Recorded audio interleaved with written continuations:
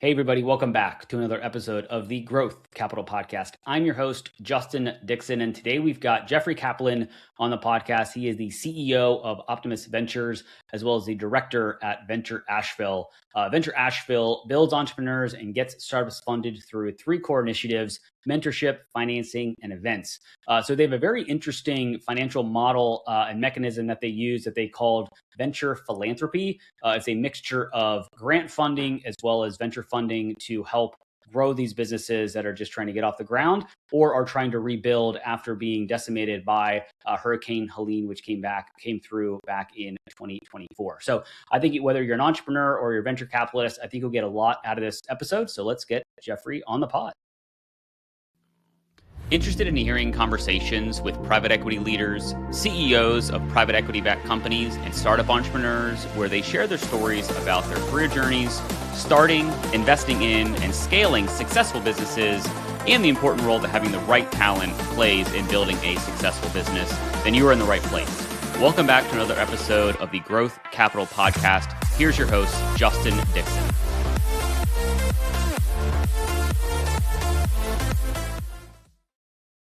All right, Jeffrey, welcome to the podcast. Good to see you, man. Thank you, Justin. Really glad to be here with you today over the internet. Great. And I hope we're in person one day soon. Yeah. No, I think that's always the fun part about the podcast is I do have the off chance of interviewing people all over the world. And so sometimes I do get a chance to meet them in real life, as they say. So let's jump right in. Give the audience that's watching and listening to this a little bit of an overview of who you are, where you are, and kind of what you're up to right now. Absolutely. Really glad to do that. I'm Jeffrey Kaplan. I'm the director of Venture Asheville in the eponymously named Asheville, North Carolina. If you haven't heard about us, about our beer or our wonderful Blue Ridge Mountains people like to vacation to, maybe you heard about us from Hurricane Helene in October 24, which was a real trajectory changing, defining disaster here for the Asheville area. I've lived here just about 10 years, been visiting many years before that. Originally, I grew up in Miami in a Cuban family and went to University of Florida in Gainesville for college and then spent about 10 years there too. And not all of it was an undergrad. I did work for a while and then got my master's degree. And my master's degree was in entrepreneurship. And I chose entrepreneurship as my master's degree because I tell folks I didn't really know what I wanted to do when we left Gainesville. And I thought going into entrepreneurship would give me the tools and mindset and know-how and connections to find myself in any environment and create an opportunity. When I moved to Asheville, I started working in a software development agency, and that was a lot of fun. I was a product owner working in sales and working with development teams and design teams, and always volunteering in the ecosystem, holding pitch events and startup weekends and all that kind of ecosystem things. And when this job opened up, I applied for it 8 years ago, actually exactly 8 years ago.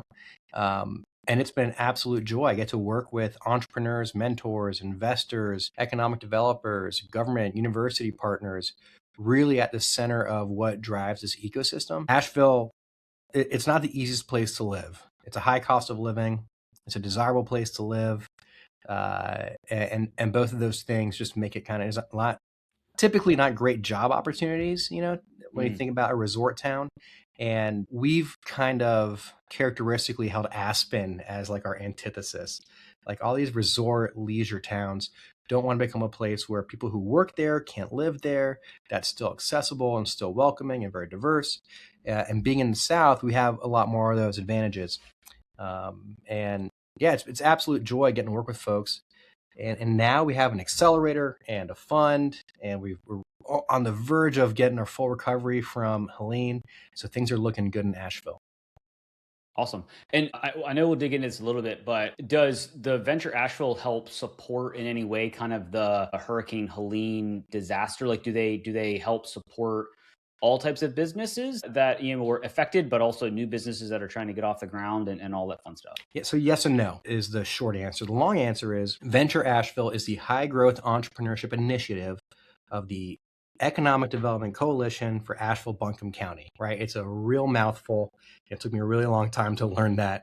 So essentially, our region has a five-initiative framework for economic development. You have the typical site selection. How do I bring a factory to my town and keep and retain jobs here, or create jobs here, net new jobs? The second is business retention and expansion. That's a company really growing. It's maybe, an early one I got when I was here, heard about a company needing to build a call center. And they were looking at St. Pete, Florida, Killeen, Texas, or Asheville. And so our team really rallied around how to demonstrate that they can continue to build and stay here in Asheville for a call center, for example. That's BRE, business retention and expansion. Workforce development, making sure that our universities and colleges are matching the needs of our local employers. So workforce development is a big part of it. Research is the fourth part. And the fifth is us, Venture Asheville. We have a unique name, unique URL. And that's because when you are a startup entrepreneur or a founder and you're looking for support, the first thing you think of is some, accelerator, incubator, ecosystem. You're not looking for the Chamber of Commerce or Economic Development Coalition. So our front door is different for sure. But once you get in, like my office is here in the Chamber of Commerce. So while I focus on high growth startups and tech enabled lifestyle ventures, other folks here will work with mom and pops in retail, consultants, your local law firm, accounting firm, professional services, right? They're very active in our Chamber of Commerce. Our large industries manufacturers are very active in the Economic Development Coalition. So to answer your point directly, no, like I'm not working with GE Aviation. However, when there's an opportunity to, and this happens, where someone from GE Aviation contacts the Economic Development Coalition saying, hey, we need a speaker, someone who can talk about agentic AI, who do you have, right? My boss calls me, I go to my network, and we'll parlay that way. And everyone has a role in hurricane recovery. We were actually in the middle of our 5-year strategic plan. We were 3 months into our 6-month engagement with a consultant when Helene struck and devastated our community. And our board decided to create a signature recovery program in each of our 5 initiatives. So for Venture Asheville, that meant evolving the entrepreneurial ecosystem to meet the current needs. Got it.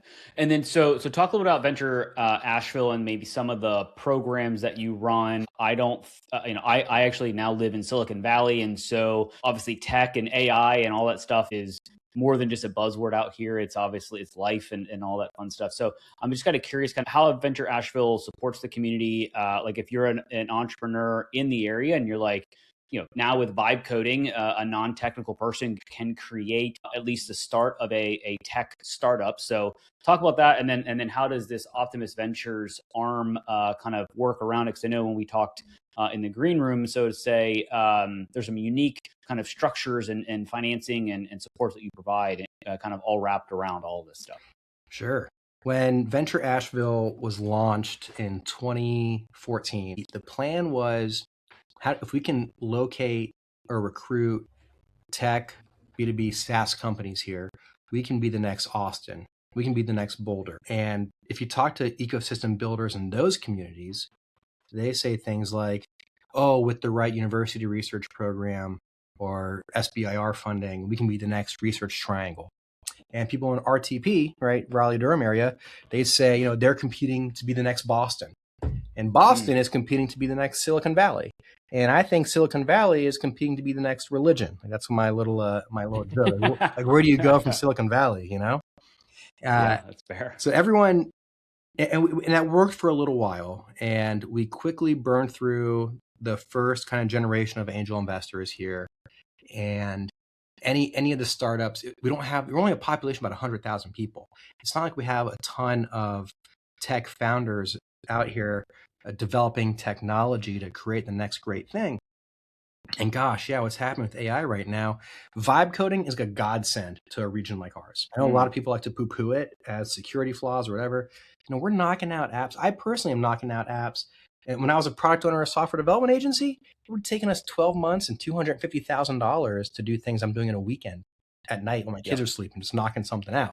So I think for a place like ours, what a godsend. Maybe that's too religious. What a benefit, what an opportunity for folks to be able to get their MVPs out the door, get early user testing, get that traction, prove the model. And then when you have some funding, you can build up. So anyway, so when it comes back to Venture Asheville, we I tell folks our value prop is that we build entrepreneurs and get startups funded through 3 core initiatives: mentorship, financing, and events. For mentorship, we use MIT's venture mentoring system. It's used in, I think, nearly 200 cities around the world. It's a team-based approach to mentorship, and we do a long-term engagement. Companies are in our program for a minimum 1 year, some as many as 2.5. As long as they're working on a 12-month goal and growing, we will keep them in the program. So after 12 months, you can set new 12-month goals. But it is not a 6-week accelerator or a sprint or even an incubator. It is truly a mentorship program. And we say to help companies through the inflection points of the growth curve. On the financing side, prior to Optimist Ventures being created, it was really connecting folks to capital, whether it was Venture South, Co-Founders Capital in Durham, Abundance Capital in Greenville. Our job, my job, and my coworker Matt's job have great relationships with funds. So when we make an introduction, it's a very warm intro that's somewhat qualified. And then when it comes to events, we do things that really try to boost the sophistication or competency of the ecosystem. So we do an innovation summit, we do an award show, we do a demo day, and we do crazy stuff. We partner with a circus that comes to town, and they talk about how the CEO, founder of the circus, lives and works with all of his employees 365 days a year, and they're a global community of talent, and everyone has their role. He talked about the 4 agreements, nonviolent communication. It's really fascinating. If this guy can make it work living with his staff, you in your office with 8 people can make this work, Yeah. So really trying to do different things that engage folks, that surprise folks, delight them, because we don't have like a big university. We don't have Chapel Hill here. We're Asheville, so we don't have a big university with the talent, lecturers, or guest speakers coming in. So we try to fill that role. So this year, technically last year, we launched Optimist Ventures, which is a for-profit spin-out of the Economic Development Coalition. So this is a fund that is the C Corp of it is wholly owned by our nonprofit. And we, as a nonprofit side of it, are able to raise grants, do recruitment, outreach, and supply the curriculum for an accelerator, while the for-profit side is simply a financial vehicle for investors. And this gets into where we've really pivoted post-hurricane into this phrase I'm trying to socialize called venture philanthropy. So the way venture philanthropy works is our fund is half grant and half investment. Using our nonprofit status, we raised philanthropy dollars from individuals and a couple of corporations like Poppy Popcorn, Bank of America, Truist Foundation, and many high net wealth individuals who donated to our fund. So we raised $500,000 initially to use as grants. And the second $500,000 we raised for a total of $1 million came from high net worth individuals in a pretty classic LLC Inc. structure with a management company. And what we're doing now is we're investing in a new thesis. So the thesis is, let me start the hypothesis. Is it possible to create a fund that nurtures the strengths of a region, does not require giving up equity, and can deliver a return competitive with venture funds back to investors? So that's our big hypothesis. Can you even do something like this? And after a lot of time in spreadsheets, we've discovered that with this vehicle we created called the SPA note, which stands for Shared Profit Agreement, we're doing essentially a shared earnings agreement. It functions like a royalty. So companies are getting $50,000 up front. Again, half is a grant, half is a SPA note. And over 6 years, they only pay back on that second half. They only pay back on the SPA note, not the grant. They keep the grant, they use it for whatever they want. Now, what that does is it gives our founders, I also mentioned the term is a 6-year term, and you pay $6,000 a year at a minimum, no more than $9,000 a year. And all this is on our website if you want to see the math and how it works out, how it breaks down. We have a lot of documentation on it. We want people to see it and use it and experiment with it. But essentially, a company is going to get $50,000 and pay back $36,000 over 6 years. So the founder is getting a negative 10% effective interest rate. Whereas because of that cost of capital being so low and every dollar from an investor being matched by a philanthropist, our investors are able to get a 13% IRR, internal rate of return. Now, some other interesting quirks we had to learn, and I hope other folks who are in this nonprofit for-profit structure get something out of this, because we spent a lot of time and money with lawyers figuring out our structure. So we cannot pull a management fee or carried interest out of our fund, because if we did, it would go back to the nonprofit, which would lead to potentially a personal benefit. So if my comp, for example, was tied to a carried interest, that's something we learned is called private inurement, leveraging a nonprofit for a personal benefit or for-profit benefit. That would send me to jail. Nobody wants to do that. So we've had to isolate with many layers and other boards and governance structures. All for-profit activity is completely separate from the accelerator. It's just like a nice to have. So imagine two separate entities saying, hey, you develop the founders and we'll put cash behind them. And that's how it works. So we've raised other funds in our capital campaign and through grants to support our team. And we've completed our first cohort last year in September. We've done 7 companies. And these are all tech-enabled lifestyle ventures. These are not high-growth companies. These are not unicorns. In fact, it is an anti-unicorn fund. We're not looking for a 1 in 10 portfolio return. We want 10 out of 10 to give us singles and doubles. It's like money balling a fund to maximize wins across a community. And then, so if I'm one of these potential tech investors, so what's the benefit or disadvantage of going through something like this spa note combo grant plus philanthropy? What do you call it? Venture philanthropy, I think. Between that versus raising $50,000 from an angel investor or some other kind of small VC. Great. Like we're not telling people don't do this. We tell people if you can get debt, get debt. If you can get cheap debt, do that before talking to investors. I think our closest competition is probably debt, and purposely, going back to those early comments of we're not trying to be Austin or Boulder or Silicon Valley. What grows really well here are CPG companies, consumer packaged good companies, really scalable food and beverage businesses. Those are not going to, yield that 10 to 100x return that an investor needs in their portfolio. So if you're an individual angel and you want to work with an individual business, if you can get 50 grand from that person for some fair deal, go for it.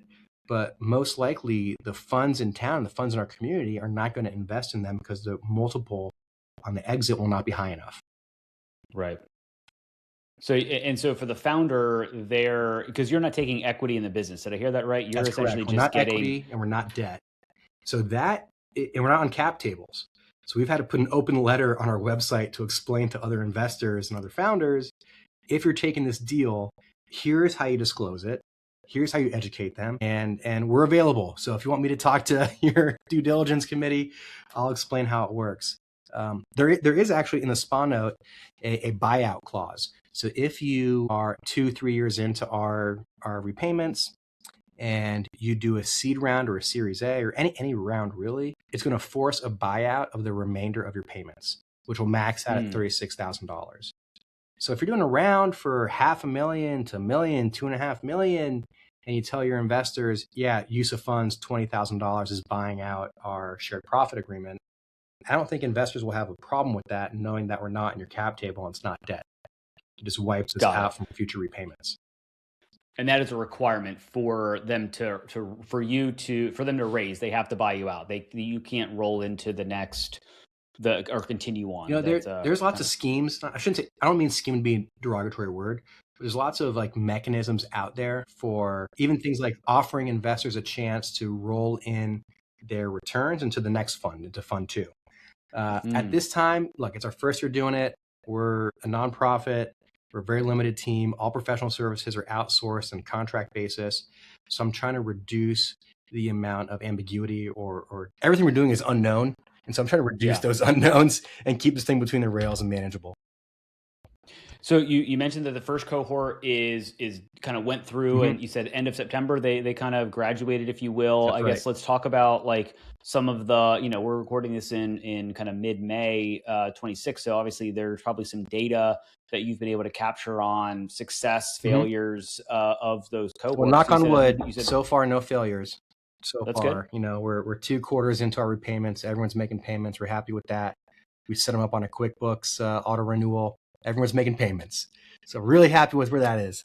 Yeah. So I'm going to talk about Asheville Tea Company. Asheville Tea Company has been around for, I think, maybe 10 or 11 years. So it's really hard to think about them like a startup. But they were a small business, a couple million in revenue.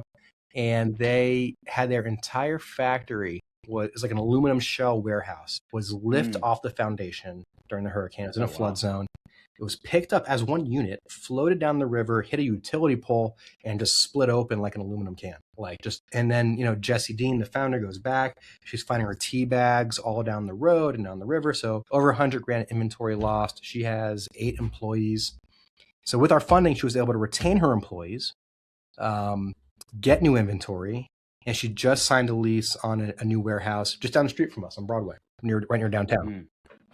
So great. And she's making repayments. We're thrilled to see that. Another one is this guy named Dune Michel. Dune is a Frenchman, a French guy who moved here, started the French Broad Pastry, and he makes the most amazing croissants and financiers, and I'm going to get them all wrong, Queen Amines, and I mean, and his really interesting business model. He only sells at farmers markets. Okay. So his margins are insane. He has a really small, decent, it's a fine bakery space. It's not, you don't want to, there's no service at the bakery. There's no retail. There's no brick and mortar. You can't go visit it. It's just for production. And then he was hitting 6 to 8 farmers markets a week across upstate South Carolina, way West Carolina, like in Cashers and Highlands, east to Old Fort. He was going, it's 3 or 4 in town a week. He told me, I don't want to give away, I can't share like his revenue numbers, but his EBITDA was something like 35-40%, putting him more than 20 points ahead of other bakers in competition, because all of his team was flex team, and the margins on the farmer's market were so high. You just have your tent and you're selling pastry out of the car. So after the hurricane, he had no farmers markets for a whole quarter, right? You imagine his revenue being a big fat zero for what should be the busiest time of year for Asheville. Fall is our busiest time for the leaf peepers, as we call them. All right, so we give him an investment. He puts $40,000 into a freezer. And I thought, damn, dude, that's 80% of your funds. That's a very nice freezer you've built there. And he explained that the freezer unlocks wholesale. So in this year, so he went through the cohort in 2025 and 2026. January opens up wholesale accounts. He's getting picked up at all the coffee shops. He's getting picked up at the nicest restaurants in town. And they want to serve his pastries. Like they are getting benefit from his brand in the nicest restaurants and coffee shops in town. It gets better. Then he's doing so well from this wholesale that he buys a bread business, buys another factory, and now grows to 4 new full-time employees. So now he's expanding his product mix. He's still not doing brick and mortar. The wholesale and farmers markets are killing it. And he's created 4 full-time gainful employed jobs in Asheville. I don't know of other venture funds that are promoting that kind of community upgrade and community benefit while at the same time, and we're giving 13% back to investors. So this is a really unique model. And I'm so proud of the folks who've been in it. So 6 of the 7 companies were CPG companies. The 7th was a tech services company that builds LMS collaboration software. They take your trainings, put them online. If you're trying to do an ebook or something, they do all that kind of stuff. Called Online Training Concepts. Great company. We've worked for them for 2 courses online. And 6 out of the 7 companies were female founded. Again, I can't, and that wasn't on purpose. That's what came in, most competitive applications. And again, I want to hold these metrics up, apples to apples with other venture funds. Are you having this much community impact? Are you having, instead of a MOIC, right, multiple on invested capital, what's like the job creation? What's the net revenues brought into a community? How many of these employees are now buying homes and cars and sending kids to school and camp because they have gainful employment and it's fulfilling, rewarding work? You're working in a startup. It can be very rewarding that way. Yeah. And so you mentioned the application process. So you had 7 people in the cohort. Like, what is the process to apply? So if somebody just happens to be listening to this and they either live in Asheville or they know somebody in Asheville, what's the criteria? Like, obviously one of the businesses was 11 years old, you said, and they kind of needed almost like gap funding to find this new warehouse. And so what's the process? Like, how does it work? So we're going to open applications up in June 2026 for a second cohort. This application is going to be a little bit longer than our last one, thanks to the city of Asheville. It's a good problem to have. We were awarded $855,000 out of disaster recovery funds from the city. So we have a lot more reporting we have to do now.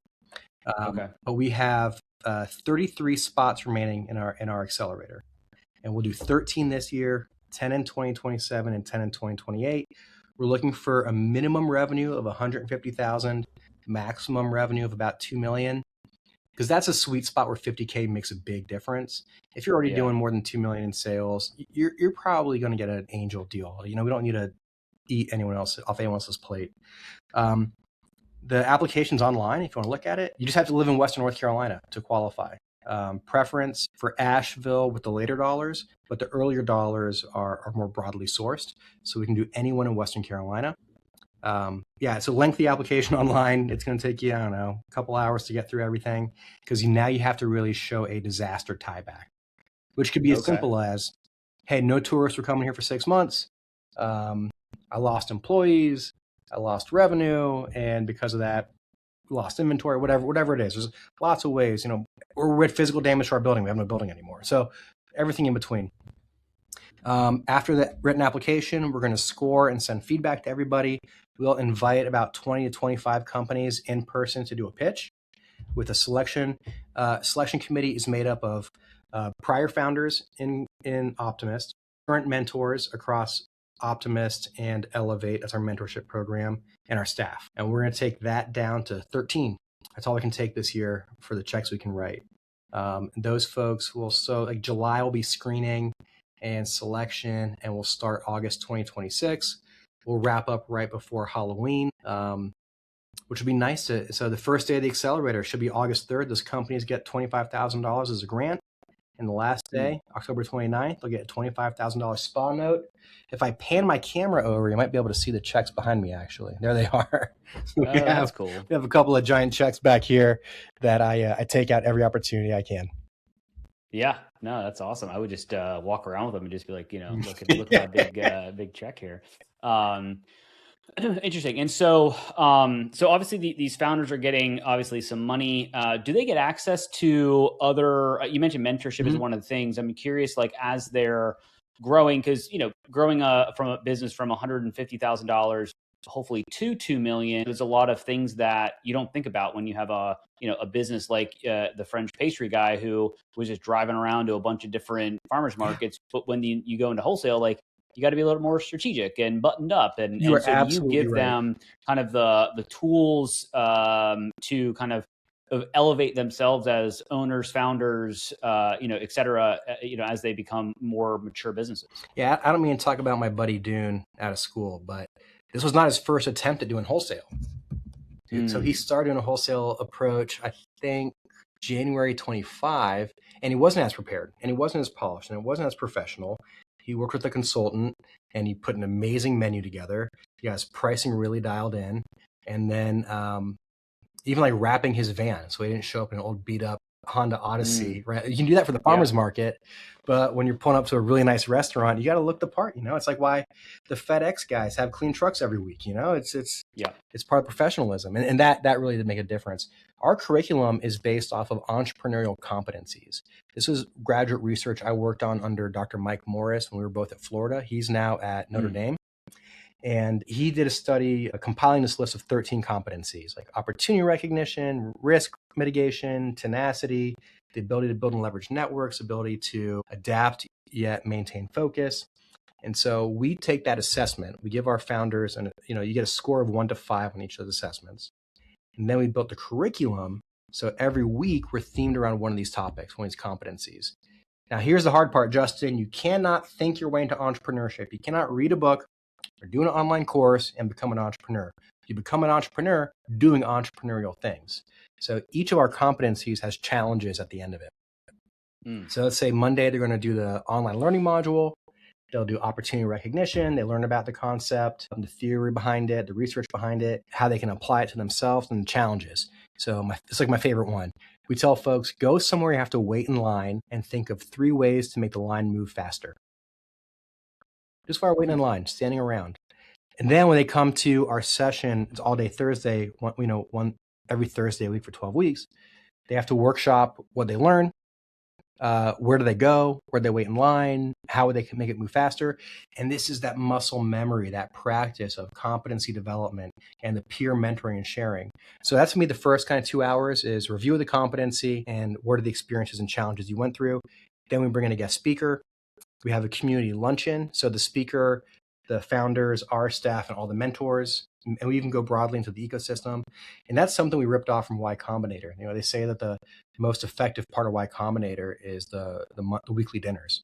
So we do that for lunch. It's always a different caterer. People love it. And then it ends with one-on-one mentorship. So your last hour of the day is you work one-on-one with an assigned mentor to you. Got it. And it ends in a big flashy demo day, big community event. And that's where we hand out the checks.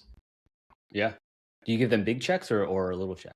They actually get both. The big check is for the camera, and the little check, I still, I like writing a paper check. I like writing $25,000 to the founder's name and signing it. I really like doing that. So I do a paper check. No, that's awesome.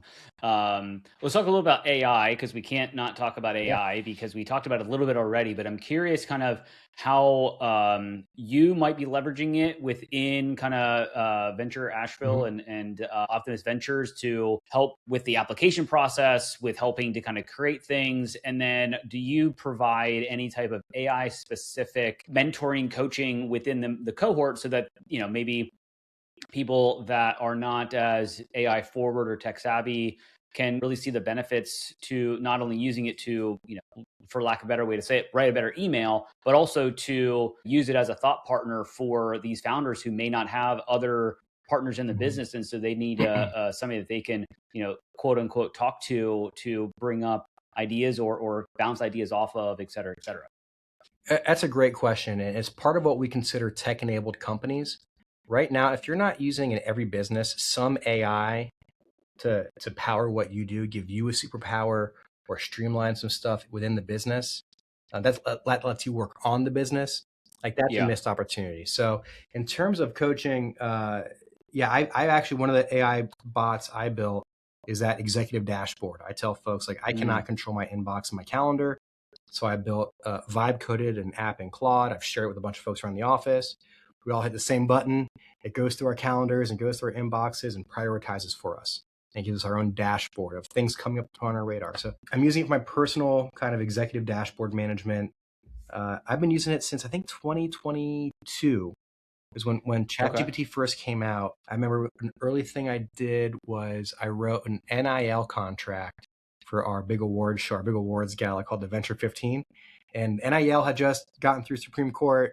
ChatGPT had just come out. So I thought, let's put this together and make it a really fun way. So we had like 10 student athletes from UNC Asheville, like work in the room as ushers, as award presenters, and they were all NIL. And we did a whole thing about it on social media where like I wrote the NIL contract in ChatGPT, they all signed it, and this is how we're bringing the universe together. Lately, we're going to be using AI in another dashboard I built on a pitch coach. That will help us across the dozen or so reviewers without using something like Salesforce or other Google Forms. This is going to allow us to track each of our reviews across the application, and it kind of gives a rough estimated score based off things like, are they going through the 10 steps of the pitch? Are they leaving anything out? Did they leave out revenue model or business model or market size, and highlight that for us, kind of raise some red flags for us in the reviews, which should help us be more consistent in our scoring and faster in our reviews. When it comes to the founders in the program, we're lucky to have a group of digital nomads or remote workers here in town. They just broke through 5,000 members today. Wow. And so we've pulled from many of those folks who work remotely, our CTOs or fractional CTO types. We just did a workshop 2 weeks ago with a guy named Julio Barras, and it was how to build a Claude Code app, how to vibe code your first app. We're evangelizing it. We want to be really out front to demystify and take the scariness. Oh, if I go on AI and if I sync up my my ERP to it, it's gonna, I don't know, wipe out our database. Like not necessarily. Like my Claude cannot do anything without an approval. So for example, it's like, here's your dashboard today. Are you ready for me to post it? I'll click post, right? And it's like, do you want me to draft these emails? I'm like, draft, but it doesn't send for me. I think it's a common sense around it. Look, small communities, under-resourced, underfunded, you got to pull an edge anywhere you can. The AI is blowing the doors open for folks. Yeah. Before we kind of wind this thing down, I'm curious, can this type of a scenario, is this only unique to Asheville because of the disaster relief that has been provided from an economic standpoint, or could this venture philanthropy model be replicated in other large and small towns across America? Necessity is the mother of invention, right? We couldn't have gotten to this place without the incredible swell of philanthropy from individuals and organizations and corporations that wanted to see the small business community bounce back. And we create a vehicle matching the needs. Having said that, I don't think it works only in disaster communities, but communities that are not those top tier startup Blink or startup Genome, whatever you want to call it, we're the number 10 ecosystem in the world. Like, I don't. Yeah. You might be, but there's probably a lot of entrepreneurs in your community that are not being served by the angel community or the venture community. So what about those folks? And what about, like, the tons of rural communities like ours that have really talented, interesting people, but their ventures don't meet the current existing funding models out there? Or investors, would love to invest locally wherever they are, but they're not going to get those massive X returns on a portfolio. I'm comfortable with evangelism. I'm comfortable being out there. We're publishing all of our material on our website. So if anybody wanted to look at our curriculum or see a sample of a spa note, it's up there.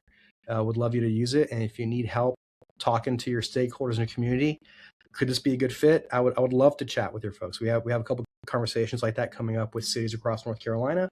But yeah, I personally, I'm a little biased. I'm an entrepreneur. Yeah, I think it could be in every community in America, of course. Yeah. Well, no, I'm curious. I mean, I grew up in a very, very small town in North Central PA. And so, while I haven't been back in a very long time, I'm quite positive that there are people there that are smart, but they're not going to create a business necessarily that's going to become venture worthy, right, that's going to go from $0 to $1 billion.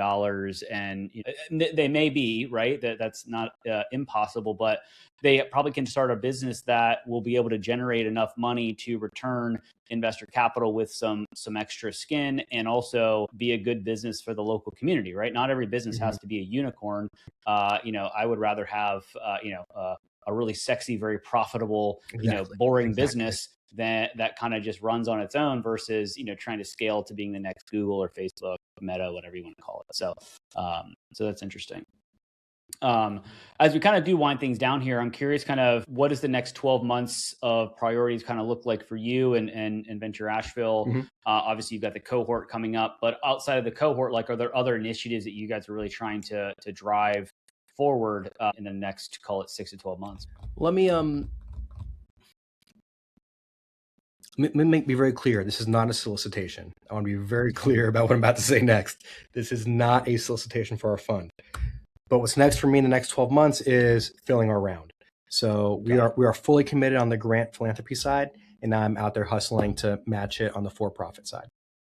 So that's what I'm doing in Optimist. Do investors have to be in Asheville? No, they don't. Can they be? Okay. Currently, they are. Currently, it's one family office and about a dozen high net worth individuals. With the credibility and support from the city funding, it's opened doors to a number of impact investing, like large institutions.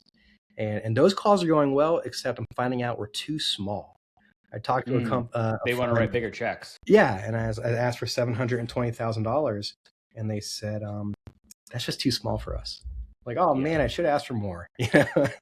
Yeah.